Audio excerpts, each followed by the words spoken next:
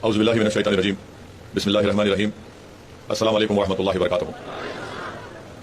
शहनशीन पर तशरीफ़ फरमा जनाब साबिर भाई साहब, गुजरात के मजलिस इत्तेहादुल मुस्लिमीन के सदर व अध्यक्ष, मंगरोल के मजलिस इत्तेहादुल मुस्लिमीन के सदर मेरे भाई मोहतरम जनाब सुलेमान साहब, मोहतरम जनाब इम्तियाज़ जलील साहब, रुकन पार्लिमान औरंगाबाद, मेरे तमाम मजलिसी रुफ़ा, मेरी इज़्ज़तदार माँ और बहनों, हाज़रीन इकराम, बुज़ुर्गान मिल्लत, मेरे गयूर नौजवान साथियों, मैं आप तमाम का शुक्रिया अदा करता हूं कि आपने अपना कीमती वक्त निकालकर आज के मजलिस इत्तेहादुल मुस्लिमीन के इस जलसे में आपने शिरकत की।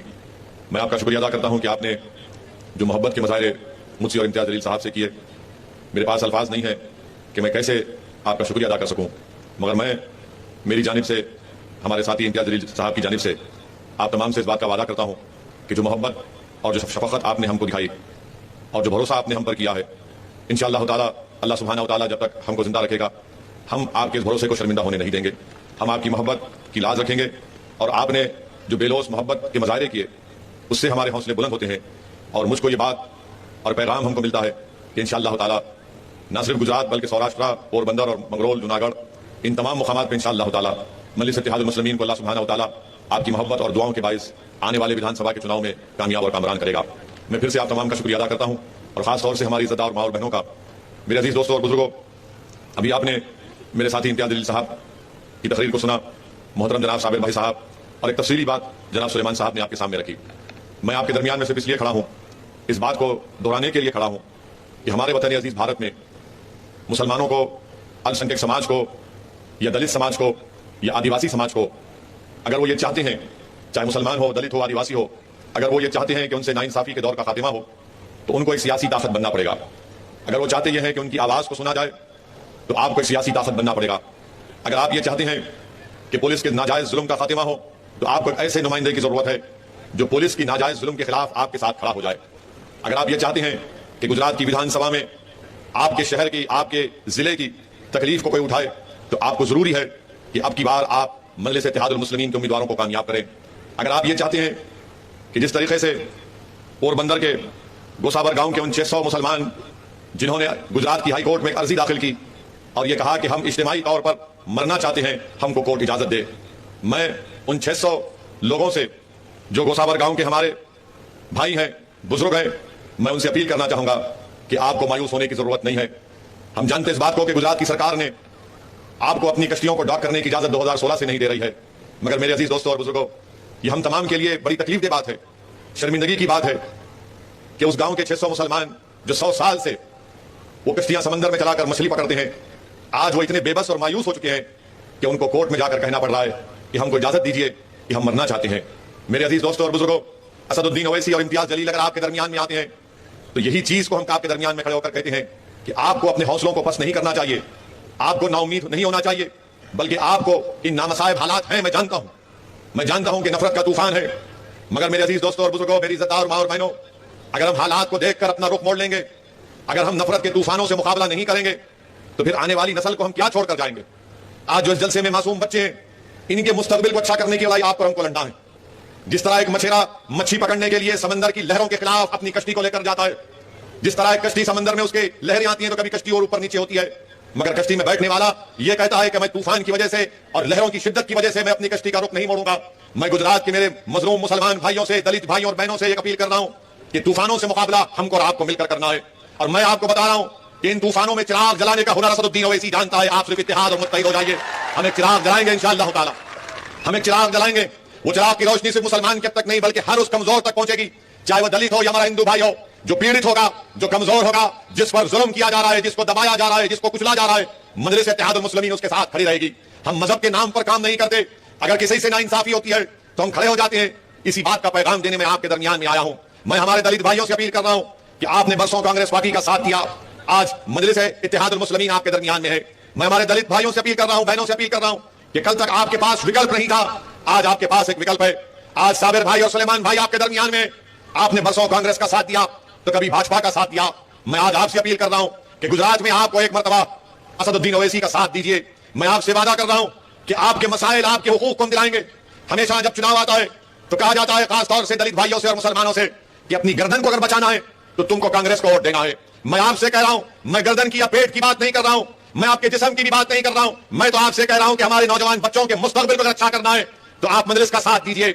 जब हम ये मुस्तकबिल के लिए काम करेंगे, हम बसों से सिर्फ गर्दन बचाने का काम कर रहे हैं, ना गर्दन बचती, ना हाथ बचता, ना हमारा पेट भरा जाता। मेरे अजीज दोस्तों और बुजुर्गों, जमहूरियत है, लोकतंत्र है और हमको और आपको मिलकर एक सियासी ताकत बनना है। मैं हमारे दलित भाइयों से कहना चाह रहा हूं मंगरौल के कि बाबा साहब अंबेडकर ने संविधान तो बना दिया, मगर बाबा साहब ने कहा कि संविधान तो मैं बना दिया हूं, मगर अगर तुमको इज्जत की जिंदगी गुजारना है, तुमको तुम्हारा हक हासिल करना है, तुमको अगर तुम्हारे बच्चों के तालीम का, रोजगार का इंतजाम करना है, तुमको अगर इंसाफ चाहिए, तुमको अगर इज्जत चाहिए, तुमको अगर जुल्म का खात्मा करना चाहिए, तो बाबा साहब भीमराव अंबेडकर ने कहा कि संविधान तो मैं बना दिया, मगर तुमको तमाम चीजें हासिल करना है तो तुमको सियासी ताकत हासिल करना पड़ेगा। अगर संविधान में जो बराबरी की बात कही गई, संविधान में जो भाईचारगी की बात कही गई, संविधान में जो तमाम लिबर्टी आजादी की बात कही गई, याद रखो अंबेडकर ने कह दिया ये तमाम चीजें सिर्फ संविधान में एक लफ्ज के तौर पर रहेंगी। अगर तुम इसको हासिल करना चाहते हो हकीकी मानों में तो आपको अपनी सियासी ताकत बनना पड़ेगा। अगर आप ये तमाम चीजों को हासिल करना चाहते हैं तो मेरी आपसे दरमंदाना अपील है कि आप मजलिस का साथ दीजिए, साबिर भाई और सुलेमान भाई के हाथ को मजबूत करिए। मेरे अजीज दोस्तों और बुजुर्गों, पोरबंदर के वो 100 हमारे भाई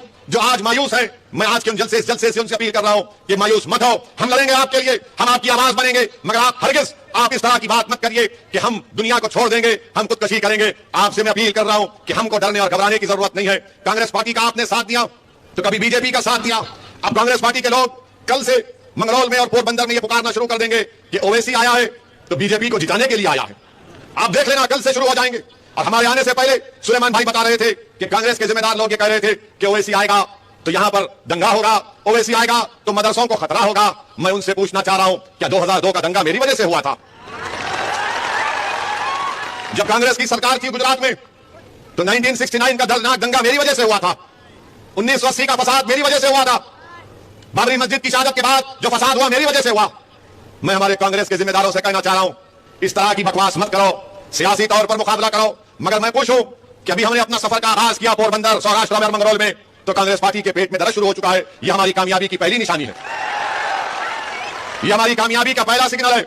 मेरे अजीज दोस्तों और बुजुर्गों, अगर हार्दिक छोड़कर चला गया कांग्रेस को तो क्या साबिर भाई ने उसको अपने घर में बिठाकर बिरयानी और बोटी खिलाई थी क्या?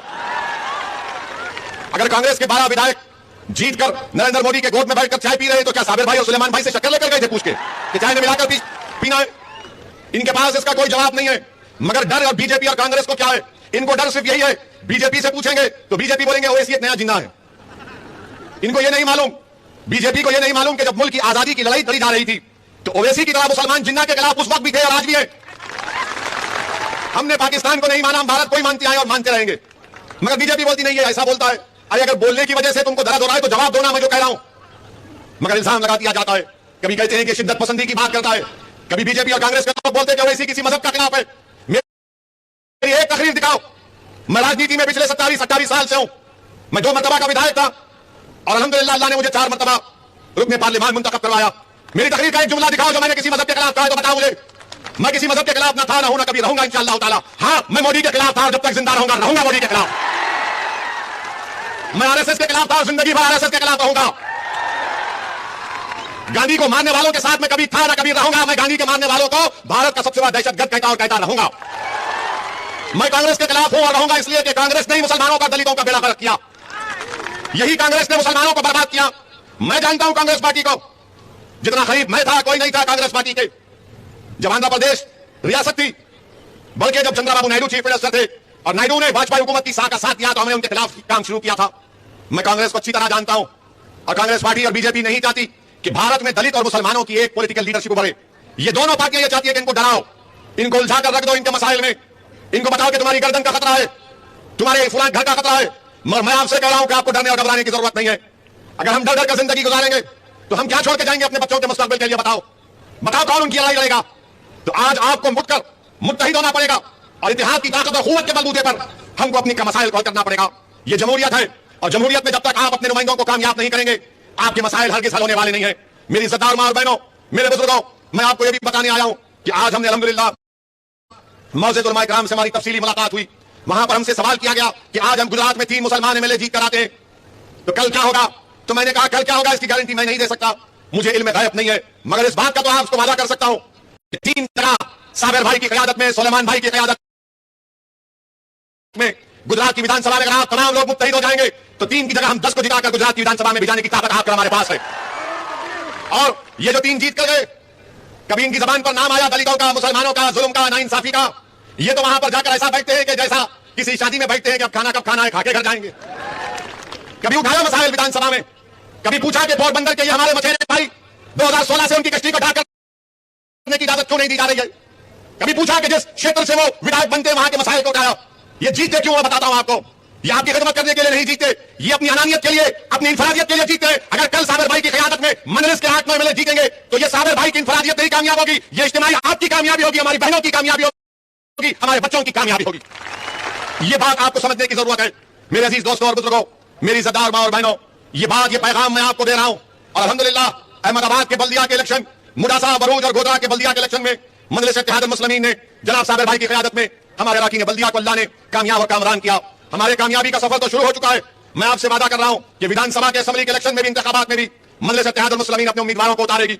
हम इलेक्शन लड़ेंगे और मुझे यकीन है कि जिस तरह आज आपने मोहब्बत के मुजाहरे किए, जिस तरह आपने आज दुआओं से हमको, आपकी दुआओं से हमको सरफराज किया, हमको दुआएं दी, मुझे यकीन है कि इंशाअल्लाह ताला मंगरौल हो या सौराष्ट्र हो, एक नया सियासी इनकलाब लिखा जाएगा। मजलिस पार्टी लड़ेगी। मजलिस पार्टी दलितों का, दलित भी हमारा साथ देंगे, हमारे दलित भाई, हमारे हिंदू सेकुलर भाई भी हमारा साथ देंगे और अल्पसंख्यक समाज के मुसलमान भी हमारा साथ देंगे।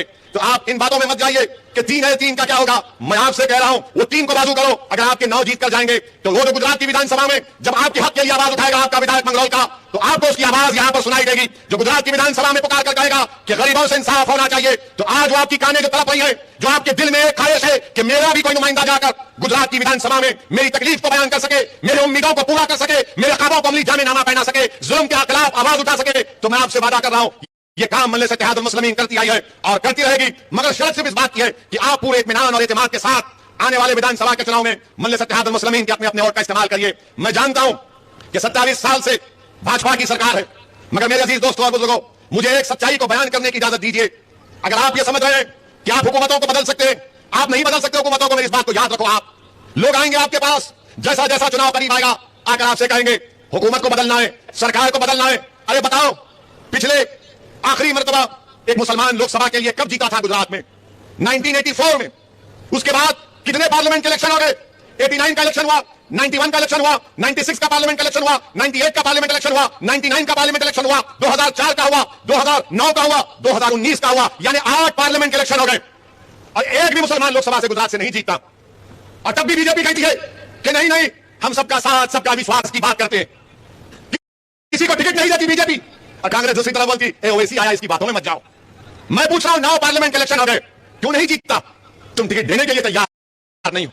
एक तरफ बीजेपी टिकट नहीं देती है, दूसरी तरफ कांग्रेस बोलती है कि आपको देने से क्या फायदा, आप सिर्फ वोट डालते रहो। मैं आपसे अपील कर रहा हूं कि हम सिर्फ वोट डालने वाले नहीं है, वोट लेने वाले हमको बनना पड़ेगा। और जो लोग बार बार तंज करते हैं, ये संघ परिवार के बीजेपी के लोग मुसलमान का नाम लेकर बोलते हैं ए अब्दुल पंचर बनाने वाला है, बोलते हैं ना। अब हम उनको बताएंगे कि अब्दुल अब तक पंचर बनाता था, मगर अब्दुल का बेटा अबुल कलाम की तरह साइंटिस्ट बनेगा इंशाअल्लाह ताला। अब्दुल तो पंचर बनाता था, मगर इंशाअल्लाह ताला अब्दुल का बेटा पंचर नहीं बनाएगा, बल्कि साइकिल की फैक्ट्री का काम में लाएगा इंशाअल्लाह ताला। ये हमारे काम है, ये मेरा काम है कि कल तक जो पंचर बनाता था उसका बेटा पंचर ना बनाए, बल्कि काबिल और तालीम याफ्ता बने। ये मेरा काम है, ये मेरी कोशिश है। इसीलिए तो कह रहा हूं कि इलेक्शन लड़ो, जीतो, ताकि कोई अब्दुल पंचर ना बनाए। अब्दुल तो बना चुका, मगर अब्दुल का बेटा रोड पर नहीं बेचेगा। अब्दुल तो मंडी पर फ्रूट बेचता था, मगर अब अब्दुल का बेटा फ्रूट नहीं बेचेगा। उसको ख्वाब दिखाओ। मेरे अजीज दोस्तों, मेरी मां और बहनों, ख्वाब देखना शुरू करो। ख्वाब जब देखोगे तो तभी तो पूरा होगा। मगर ये तमाम लोग, ये जालिम लोग हमसे कहते हैं कि तुमको इजाजत नहीं है ख्वाब देखने की भी। मैं आपसे कह रहा हूं कि ख्वाब देखना शुरू करो। उन ख्वाबों को आप हम मिलकर पूरा करेंगे। अल्लाह की साथ पर तवक्कल करो, उन ख्वाबों को पूरा करेंगे। अरे कब तक हम नाइंसाफी की जिंदगी गुजारेंगे? कब तक हम जुल्म का शिकार रहेंगे? कब तक हम डर डर कर जिंदगी गुजारेंगे? कब तक हम खौफ की जिंदगी गुजारेंगे? मेरे इज्जतदार मां और बहनों, मेरे नौजवानों, तुम गयूर हो, याद रखो नौजवानों, अपने हौसलों को बुलंद रखो नौजवानों। ये लड़ाई जो साबिर भाई लड़ रहे हैं, ये तुम्हारे मुस्तकबिल की लड़ाई हम लड़ रहे हैं। इसीलिए आपसे अपील कर रहा हूं कि आप इस जद्दोजहद में, इस कोशिश में आपकी दुआओं की जरूरत है, आपकी सरपरस्ती की जरूरत है, आपकी रहबरी की जरूरत है, आपके साथ की जरूरत है। आप मुत्तहिदा तौर पर गुजरात में मजलिस को मजबूत करिए, हम इन मसाइल को हल कर सकते हैं। मेरे अजीज दोस्तों और बुजुर्गों, कल मजलिस के मुखालिफिन कहेंगे क्या होगा अगर तुम्हारे साथ 8 जीत कर चले गए? क्या होगा, क्या नहीं होगा, वो उनसे पूछो इंशाअल्लाह ताला। और जो भी होगा अच्छा होगा। कोई कहेगा कि 7-8 से क्या होता है, वहां पर 100 जीत जाएंगे या 90 जीत जाएंगे। अरे दीवानों, भारत की पार्लियामेंट में 540 अराकीन बैठते हैं। जब आपके ये 2 दीवाने खड़े हो जाते तो बीजेपी के 300 एमपी खड़े होकर इस्तकबाल करते हैं, हमारा सलाम करते हैं हमको। और भारत की पार्लियामेंट गवाह है, मेरी और इम्तियाज जलील की तकारीर यूट्यूब पर है, देखना कि हम 5 मिनट तकरीर करते तो बीजेपी के 300 एमपी के पेट में सर में दर्द शुरू हो जाता है। तकरीर उठाकर देखो आप पार्लियामेंट की कि हम किसी मजहब के खिलाफ बोलते नहीं बोलते। हम कहते हैं कि संविधान में जो हक हमको दिया गया उस हक को हमको दिया जाए। जब पार्लियामेंट में ट्रिपल तलाक का कानून लाया गया, तीन मरतबा ट्रिपल तलाक का कानून लेकर आए मोदी सरकार ने। तीन मरतबा अल्लाह ने मुझे मौका दिया कि मैं उस गलत कानून की मुखालिफत कर सकूं। ट्रिपल तलाक के कानून के खिलाफ हमने दलीलें दी और बताया कि यह कानून गलत है। मैंने पूछा, बीजेपी के लोगों से पूछा कि आपको अचानक इतनी मोहब्बत मुस्लिम महिलाओं से क्यों हो चुकी है। हमने पूछा उनसे तो बोले नहीं ये कैसे होगा कि तुम लोग तलाक तलाक तलाक बोल के छोड़ दोगे किसी महिला को। हमने कहा किसको छोड़ा बताओ, कुछ डेटा है तुम्हारे पास, कुछ नंबर है तुम्हारे पास, बताओ। तो इसका जवाब नहीं दे पाए। हमने कहा था कि आज महिलाओं की सुरक्षा के लिए कानून अगर बनाना है तो वह कानून बनाना है कि अगर कोई शौहर, कोई हस्बैंड अपनी बीवी को, अपनी पत्नी को छोड़कर चला जाता है, उन महिलाओं की मदद करनी चाहिए ना। समझ गए ना, समझे ना। इन यहां बैठे, दिल्ली में बैठे, नहीं समझे, समझ गए ना। इन यहां बैठे, वहां बैठे और हमको बोल रहे ट्रिपल तलाक। ये दूरियां खत्म करनी चाहिए ना। क्यों दूरियां रहना। हम ये बोले इनकी इसके लिए कानून बनाओ। बोले तुम बहुत बोलते। मिला कब कम बोले, क्या तुम तोड़ोगे हमारी बात को तराजू में कि कितना बोले, 1 किलो बोले, 2 किलो बोले। वैसे माशाअल्लाह नरेंद्र मोदी के प्रधानमंत्री बनने के बाद महंगाई तो आसमानों को छू रही है। ट्रिपल तलाक का कानून की हमने मुखालिफत की। अब बताइए मोदी जी ने कैसा कानून बनाया कि अगर कोई बेवकूफ किस्म का मुसलमान, मैं तो अहमद कहूंगा उसको, अगर कोई अपनी पत्नी को, अपनी बीवी को ट्रिपल तलाक देता है, उलमाओं ने उसको गुनाह करार दिया है। मगर मोदी जी ने कहा कि नहीं शरीयत तुमको नहीं मालूम, मुझे मालूम। तो नरेंद्र मोदी जी को आज से कहना पड़ेगा फजीलुल्लाह शेख नरेंद्र मोदी। दिल पे मत लो बीजेपी वालों, थोड़ा मजाक कर रहा हूं। आप बताइए कानून कैसा बनाया। अगर कोई दीवाना किस्म का मुसलमान किसी हमारी बेटी को इस तरह कहकर चला जाता है तो अल्लामा नरेंद्र मोदी कह रहे हैं कि उसको गिरफ्तार कर लिया। ठीक है गिरफ्तार कर लो। किस पे गिरफ्तार कर रहे। जब ट्रिपल तलाक कोई क्रिमिनल गुनाह तो नहीं हुआ। मुसलमानों में शादी एक सिविल कॉन्ट्रैक्ट है, जन्म का साथ नहीं है। एक ही जन्म काफी 100 दिन ओवैसी के अपनी बीवी के साथ। हम पे क्या गुजरती है आपको नहीं मालूम। अभी जाना है कल, पूरा हिसाब देना पड़ेगा। लोग मुझसे बोलते हैं कि तू इतना बोलता क्यों है भाषणों में। मैं इसलिए बोलता हूं घर में बोलने की इजाजत नहीं है, बाहर आके बोलता हूं। ये हमारी बीवियों का रोब दबदबा है घर में, इनको मालूम ही नहीं। तो क्रिमिनल कैसा होगा जब कॉन्ट्रैक्ट है। मगर मैं आपसे कॉन्ट्रैक्ट करूंगा कि कल इतनी मच्छी खरीदूंगा या आपकी ज़राअत खरीदूंगा, उसमें क्रिमिनल कैसे आ जाता। तो खैर गिरफ्तार कर लिए, तलाक भी नहीं हुई। कानून मोदी जी का अल्लामा का कानून यह है कि फजीलतुल शेख बल्कि कि शादी खत्म नहीं हुई मगर जेल को भी जाएगा। अबे शादी खत्म नहीं हुई तो जेल को क्यों जाएगा फिर। हाँ जेल को भी जाइए। अब जेल में बैठकर वो अपनी बीवी को पैसे भी जाएगा। जेल में क्या करेगा, चक्की पीसेगा। चलिए बेल पे निकल गया वो। कौन कोर्ट में जाकर हमारी बेटी के साथ गवाही देगा कि मैंने सुना था इसको 3 बार तलाक कहते हुए। कौन बोलेगा। हमारी बेटी तो उसके घर में रहेगी ना, कोई बोलेगा नहीं बोलेगा। क्या होगा, वो कोर्ट से बरी हो जाएगा। बच्ची का क्या होगा, मेरी बेटी का। अच्छा फिर मोदी जी ये भी एक बोल दिए अगर कोर्ट सजा देगी 3 साल की सजा, यानी 3 साल तक शादी खत्म नहीं होगी, बच्ची दूसरी शादी नहीं करेगी मेरी बेटी। और मोदी जी बोल रहे हैं कि 3 साल या 2 साल के बाद जब वो सजा काट के निकलेगा साबरमती जेल के सामने से, तो तुम एक बैंड बाजा रखना, फूल का हार साथ में रखना और बाजे वालों को बोलना कि बहाओ फूल बरसाओ, मेरा दीवाना 3 साल के बाद जेल से आया है। यह कानून बनाया, यह ट्रिपल तलाक का कानून है। हम इसके खिलाफ बोले। आज भी मैं कह रहा हूं कानून से किसी को फायदा नहीं पहुंच रहा है। वो कानून से उल्टा मुस्लिम महिलाओं को परेशान किया जा रहा है। मगर क्या कोई कांग्रेस के लोग जो आज हमको गाली दे रहे हैं, बोले पूरी तकरीर पूरी रुदात यूट्यूब पर है, देख लीजिए आप। पार्लियामेंट के वेबसाइट पर जाकर तकरीर देख लीजिए आप। फिर CAA का कानून आया। आज जो कह रहे हैं कि ओवैसी मंगलवार को आया तो फुला हो जाएगा, यह हो जाएगा।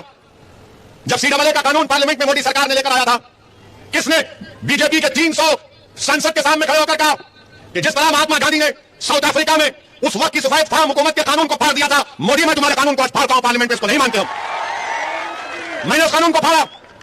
बताओ आज मुझ पर उंगलियां उठाने वाला तुम क्या कर रहे थे। हमने कानून को कहा कि भारत के संविधान के खिलाफ है, राइट टू इक्वालिटी के खिलाफ है, मजहब के नाम पर CAA का कानून बनाया गया। और आज भी हम कह रहे हैं अगर CAA के कानून पर अमलावरी होगी, सुना अमित शाह गुजरात से एहतजाज होगा, अहमदाबाद में ओवैसी आएगा इंशाअल्लाह ताला। अब हमको क्या बोलते हैं, ये क्यों बोला, ये तो जज्बात में ला दिया। अरे जज्बात में लाना नहीं, सच्चाई को बयान कर रहा हूं।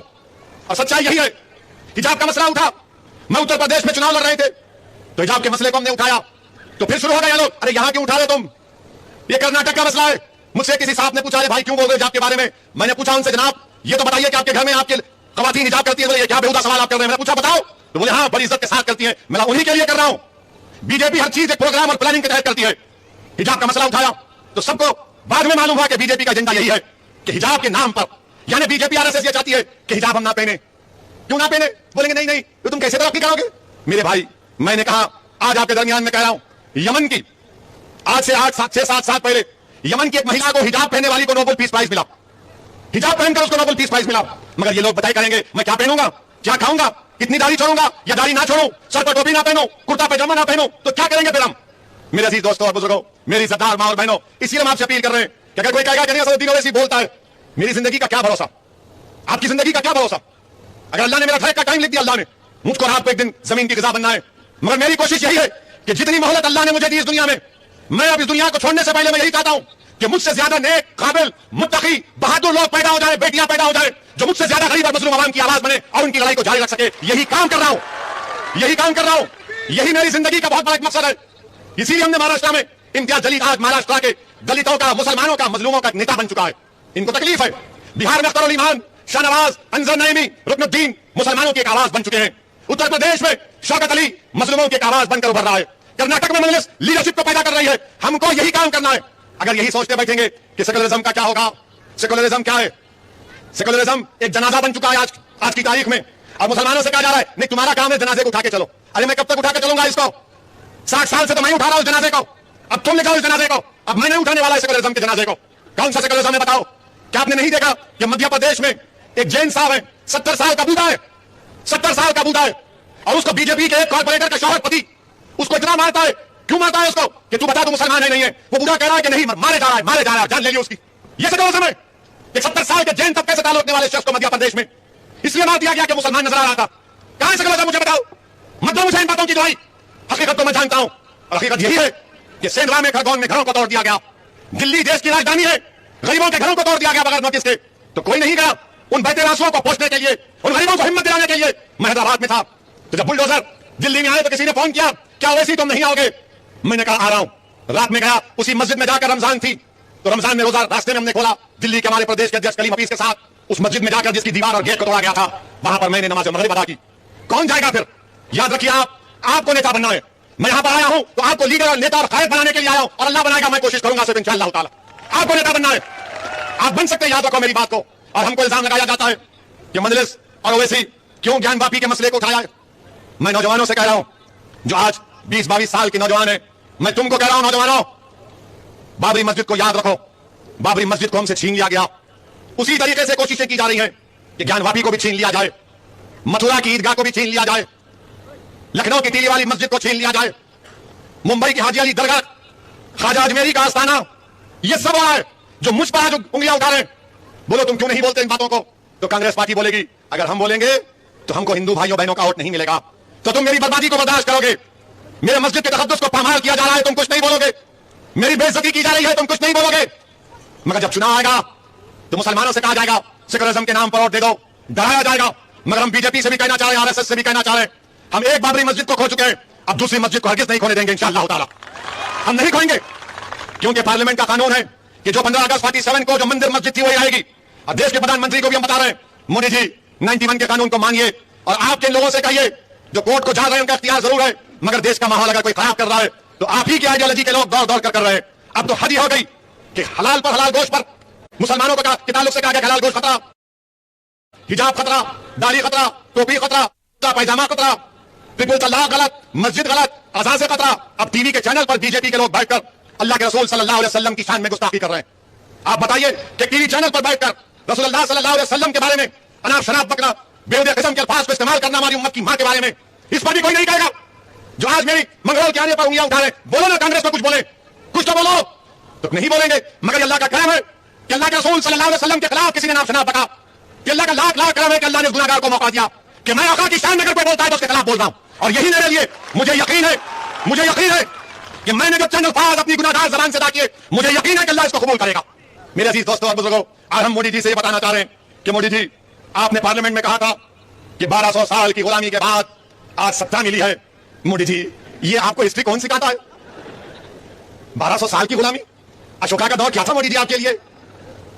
मोदी जी ये भी तो बता दीजिए कि अशोका का जो पोता था उसको किसने मारा था? और आरएसएस वालों ये बता दो, ये पुष्यमित्रा संघ आपका क्या रिश्तेदार था जिसने बौद्ध मजहब के तमाम 30,000 इमारतों को निस्तो नाबूद कर दिया? मोदी जी, भारत की तारीख 1200 साल की गुलामी नहीं, भारत की गुलामी अंग्रेजों की 200 साल की थी, और भारत की तारीख शुरू होती है 65,000 साल पहले। मैंने कल मुंबई में कहा तो दिन भर आरएसएस वालों को जो जिंदगी भर चड्डी पहनकर 90 साल के बाद पैंट पहन रहे हैं, इनको तकलीफ हो रही है। अब बोल रही है कहां से लाया ये? अरे कहां से लाया? नहीं था आसाम में, तुम पढ़ते नहीं हो। 65,000 साल पहले भारत माने ये जो बर्रे सगीर का इलाका है, 65,000 साल पहले यहां पर अफ्रीका से लोग आए थे। बीजेपी आरएसएस क्या बोलती? ये मुगल आए थे, मुसलमान आए थे, आक्रमण करे, फुला करे, इबादतगाह को तोड़े। 65,000 साल पहले अफ्रीका से लोग आए थे। और उसके बाद भारत में जो लोग आए कहां से आए? 65,000 साल पहले अफ्रीका से आए, और फिर 45,000 साल पहले वस्ती एशिया से आए, सेंट्रल एशिया से। फिर उसके बाद 30,000 साल पहले ईस्ट एशिया से आए थे, और चौथी मर्तबा आए थे सेंट्रल एशिया से। तो आरएसएस वालों सुनो मेरी बात को गौर से, तुमको रात में नींद नहीं आएगी। ये जो सेंट्रल एशिया से आए थे इनको आर्यन बोलते। तो गुजरात में अगर कोई पक्का भारतीय है, जो पहला अगर कोई गुजराती है गुजरात में, वो आदिवासी है। मोदी साहब या सागर भाई भी नहीं है, समझे ना? आदिवासी पहले है, फिर द्रविडियन है, उसके बाद हम सब है। तो ये लोग नहीं बोलेंगे मैं साली मुगल मुगल। अरे तारीख पहले की भी है ना। और दलित भाई जानते हैं कि बीजेपी आरएसएस बोलती है कि मुसलमानों की वजह से ये अनटचेबिलिटी छूत हुआ नहीं। बाबा साहेब अंबेडकर ने कहा कि 400 AD में, यानी हजरत ईसा के दुनिया से उठ जाने के बाद 400 साल के बाद इस मुल्क में बर्रे सगीर में अनटचेबिलिटी का आगाज किया गया। कौन था जब बादशाह मोदी जी? कौन था जब? तो इसीलिए मेरे अजीज दोस्तों और बुजुर्गों, हमको अपनी शनाख्त को बरकरार रखना है, अपने तहजीब की हिफाजत करना है, और हिम्मत और हौसले से करना है। हम जरूर सबर करेंगे मगर पीठ नहीं दिखाएंगे। हम जरूर कमर कसेंगे मगर हौसलों को पस्त होने नहीं देंगे।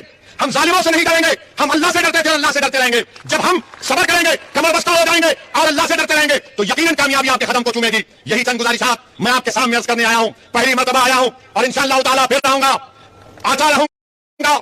मैं आपकी मोहब्बत पर कुर्बान हो चुका हूं, मैं आपकी शफकत पर कुर्बान हो चुका हूं। मैं आपको सलाम करता हूं, इंशाअल्लाह ताला मैं आता रहूंगा। और अल्हम्दुलिल्लाह मुझे यकीन है कि विधानसभा के चुनाव में मजलिस को आपकी ताईद मिलेगी। दलित भाई हमारा